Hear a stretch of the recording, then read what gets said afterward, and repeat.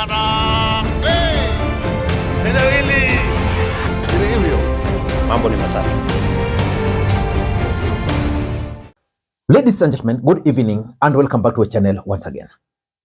And it is my hope and prayer that the video is going to find you guys in good health. Personally, I am fine, as you can see. Kisumu is fantastic, and maybe you could also let me know where you are watching the video from. The county or the country, in case you are out of the republic. And by the way, today is my birthday, so you can wish me birthday in the comment section. Ladies and gentlemen, last week on this platform, I did a video about Babu Owino's future in ODM party. And in that video, I offered my unsolicited advice to ODM party. I advised ODM party to protect Babu Owino and support his bid of becoming the next governor for Nairobi. Because Babu Owino's chances of becoming the Nairobi governor are very high. He's actually top in almost all opinion polls. And it will be embarrassing for Babu Owino to win Nairobi on a different party, let's say Wiper, or let's say independent, and not ODM party. And I am glad that today ODM party leader, Dr. Oburu Odinga, today made it very clear that if Babu Owino were to win the ODM nominations for the Nairobi gubernatorial seat in Nairobi, that they will issue him with the ODM ticket. And I asked myself some two very important questions. The first question I asked myself is, will Sakaja Johnson, the current Nairobi governor, join ODM party and contest for the nominations? Because Johnson Sakaja managed to do one thing with Raila Odinga. Sakaja persuaded Raila Odinga, and Raila Odinga was already convincing each and every ODM aspirant for Nairobi to step down. In fact, Tim Wanyonyi, who was also a front runner, was pushed to Bungoma. Raila Odinga never really supported Babu Owino's bid the way he was vocal on his support for Johnson Sakaja. So the question is, with the death of Raila Amolo Odinga, will Johnson Sakaja join ODM party? Because Sakaja was elected under UDA. So that is my first question. My second question, will the move by Oburu Odinga now go against or betray Raila Odinga's wish to support Johnson Sakaja? Because it's in a public domain that Raila Odinga preferred Johnson Sakaja. But of course, in politics, you have only two constants: the interest and betrayal. And the ODM interest in 2022, which should be the top, for me, is to secure the Nairobi gubernatorial seat.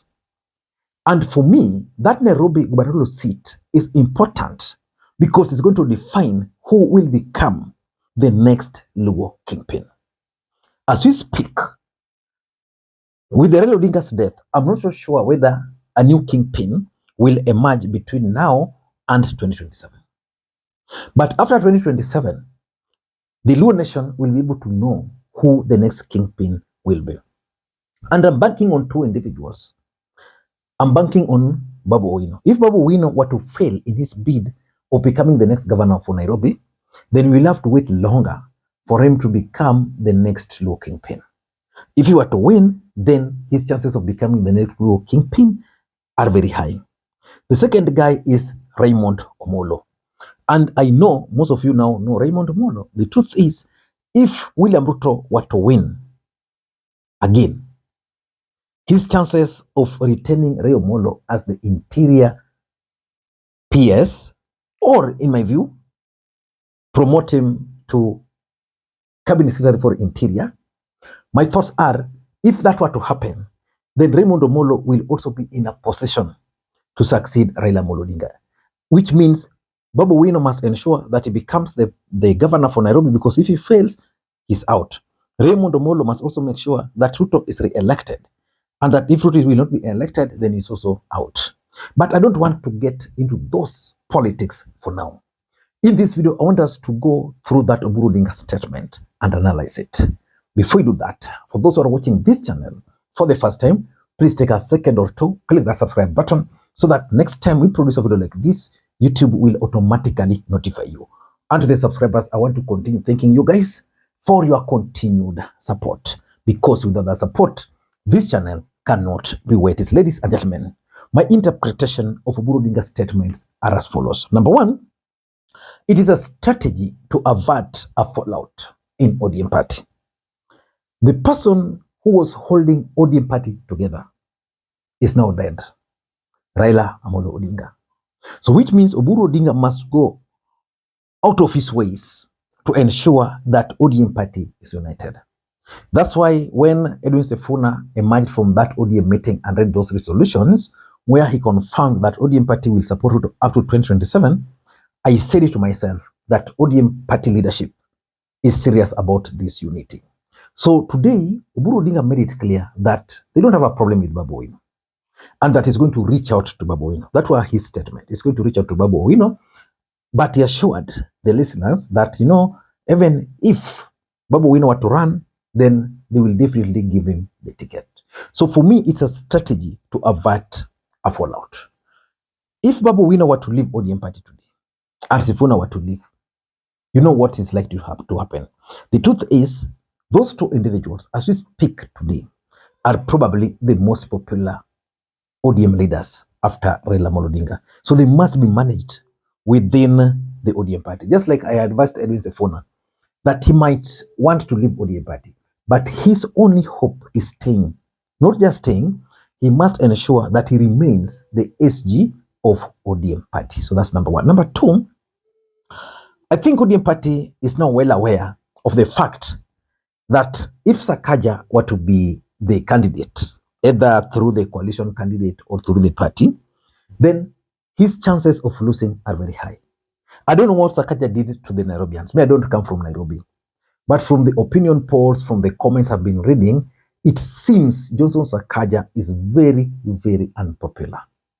If you're to push that kind of a person, then definitely he's likely to lose. Why am I saying so? Sakaja won under UDA in the last election. His core support base came from the Kikuyu nation. And of course, now you mix with the Kambas, the ODM brigades who felt that, Igathe was not the right candidate, that Tim Wanyonyi ought to have been the candidate. So they voted for Johnson Sakaja. Without the mountain, Sakaja cannot win. Now, his only hope was now the ODM support base. With Raila Odinga, he was assured of that support. Now, with the death of Raila Odinga, it would mean that some of these people will definitely go with Babu Oino. And considering the fact that he has not lived to the expectation of his supporters. So, Oburu Odinga and the ODM party are well aware that if Sakaja were to be the candidate, then their chances of losing are very high. And that's why now they are persuading Babu Owino to come. They're actually baiting him to come back and focus on ODM party. Number three, there is also a very strong Babu Owino factor in ODM politics. And we can't run away from it. Babu Owino is very popular within ODM party. Someone who has attended ODM rallies. I attended some of ODM rallies in 2017, most of them, but in the last election, a few of them. And of course, even on this channel, we used to analyze them. Wherever Babu Owino went, people were demanding for him to speak. And what most people don't know is that during Corona, Babu Owino offered the lessons to students, just the way he's doing today. You see, during that time, schools were closed. Forget about today when schools are open. That time, schools were closed and the students needed someone to coach them. Babu Owino came handy for them. I remember in Turkana, there's a boy who scored good grades in maths, and he was attributing them to Babu Owino. So which means Babu Owino has created a kind of following within ODM party. So if we were to remove him, then there is the fear that those support base might go or might lead to apathy. Number four, and I think this is something which they are doing so well. By persuading Babu Owino to come back to ODM party, what they are doing is that they are trying to appeal to the ODM youth bloc. If there's a group which is really unhappy with ODM party today, is its youthful support base. The youths have always been the key support base of Baba. When they went to the streets, they told Baba, "Well, Baba, relax." Baba, in his own wisdom, decided, okay, let me save the country. He didn't want to go that direction. So they were very bitter and angry with with Raila Odinga. But Babu Owino sided with them. So they've been seeing Babu Owino as one of them, the agencies. And that's why it's normally very, very difficult to manage Babu Owino, because he has this young support across the country. So how do you appeal to that support base? You tell them, we are willing to support Babu Owino. We are willing to give him a ticket. Let Babu Owino come. Because if that were not to happen, then they'll feel that they're unwanted in the party. And that was going to be very, very dangerous. And number 5, which I think is my last point, is that Oburu Odinga is keen on reducing the noise from within. If Edwin Sifuna is making noise, Caleb Amisi is making noise, Babu Owino is making noise, then what will remain of ODM party? For me, that is something which Oburu Odinga is trying to deal with. He doesn't want noise from within. So he's dealing with the internal noise, maybe later with external. But right now, Oburu Odinga, in my view, is trying to deal with internal noise. Ladies and gentlemen, I think Oburu Odinga is taking charge of ODM party and is offering direction to the members. I don't know what you think, but that's my take. Until next time, this is Lee Makwiny. Bye-bye.